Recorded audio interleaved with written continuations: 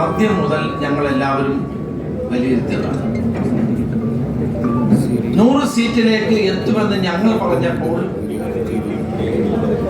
പലരും അത് അംഗീകരിക്കാൻ തയ്യാറായിരുന്നില്ല. ഞങ്ങളുടെ അവകാശവാദത്തെ സ്ഥാനമൊഴിയുന്ന മുഖ്യമന്ത്രി പറഞ്ഞത് ഞങ്ങൾക്ക് LDF-ന് അതിർത്തും മേലെ കിട്ടുമെന്നാണ്. ഇപ്പോൾ എന്തുണ്ടായി എന്നത് കേരളത്തിലെ ജനങ്ങൾക്ക് ബോധ്യപ്പെട്ട കാര്യമാണ്. 10 വർഷക്കാലത്തെ ഇടതുമുന്നണിയുടെ ദുർഭരണം, ഓരോ തെരഞ്ഞെടുപ്പിലും ഉണ്ടായ പരാജയം, അതൊന്നും ഗവൺമെന്റിന്റെ വിധിയെഴുത്തല്ല എന്നാണ് മുഖ്യമന്ത്രി പറഞ്ഞത്, പാർട്ടി സെക്രട്ടറി പറഞ്ഞത്. പാർലമെന്റ് തെരഞ്ഞെടുപ്പിൽ 20-ൽ 18 സീറ്റ് ഞങ്ങൾക്ക് കിട്ടിയപ്പോൾ അവർ പറഞ്ഞു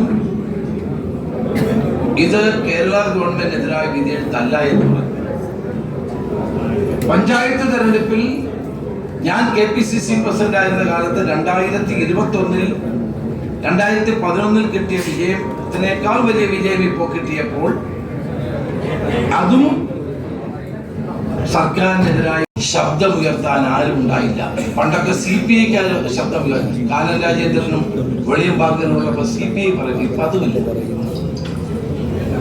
അപ്പോൾ ഇടതുപക്ഷ ജനാധിപത്യ മുന്നണിക്കു കാലാകാലങ്ങളായി വോട്ട് ചെയ്തിരുന്ന നല്ലൊരു ജനവിഭാഗം ഇത്തവണ UDF-ന് വോട്ട് ചെയ്തു.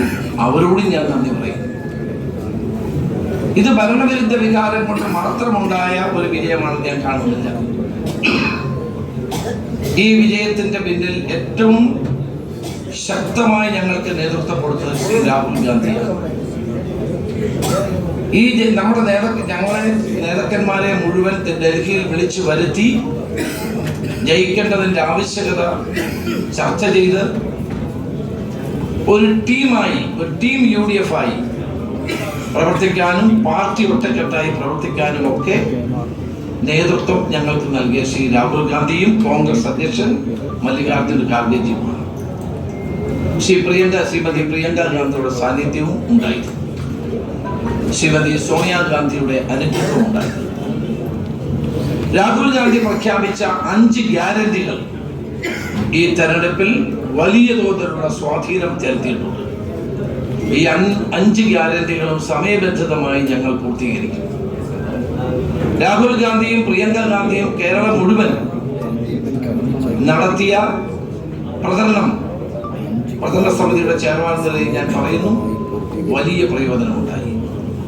AICC-യുടെ ജനറൽ സെക്രട്ടറി ദീപാദാസ് മുൻഷി, AICC-യുടെ ജനറൽ സെക്രട്ടറി KC വേണുഗോപാൽ, ഞങ്ങളുടെ ഒബ്സർവർമാരായി പ്രവർത്തിച്ച സച്ചിൻ പൈലറ്റ് അടക്കം, KJ ജോർജ് അടക്കം, കനയ്യകുമാർ അടക്കമുള്ള ആളുകൾ വലിയ തോതിൽ സഹായകരമായി പ്രവർത്തിച്ചു. ഒരു പോസിറ്റീവ് അജണ്ട മുന്നോട്ട് വെച്ചുകൊണ്ടാണ് ഞങ്ങൾ ഈ തെരഞ്ഞെടുപ്പിനെ നേരിട്ടത്. ആ പോസിറ്റീവ് അജണ്ടയെയും